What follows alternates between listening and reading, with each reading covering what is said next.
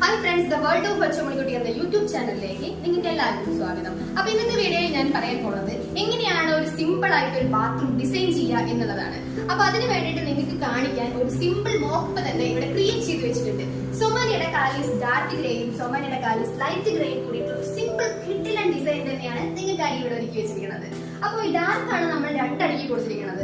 Dark രണ്ടടിക്ക് കൊടുക്കാൻ കാരണം ഏറ്റവും കൂടുതൽ ചളി പിടിക്കുന്ന ഒരു ഏരിയ ഈ രണ്ടടിയാണ്. അതുകൊണ്ട് തന്നെയാണ് രണ്ടടിക്ക് നമ്മൾ ഡാർക്ക് കൊടുത്തിരിക്കുന്നത്. പിന്നെ ഈ ഡാർക്കും ലൈറ്റും കൂടിയിട്ടുള്ള ഒരു കോമ്പിനേഷനും അതുപോലെ തന്നെ ലൈറ്റും പിന്നെ വീണ്ടും മിഡിലായിട്ട് നമ്മൾ ഡാർക്കും ലൈറ്റും കൂടിയിട്ടുള്ള ഒരു കോമ്പിനേഷൻ നമ്മൾ ചെയ്തിട്ടുണ്ട്. ഏറ്റവും നന്നായി സ്റ്റാൻഡേർഡ് ആയിട്ട് തോന്നിക്കുന്ന ഒരു ഡിസൈൻ തന്നെയാണ് ഇത്.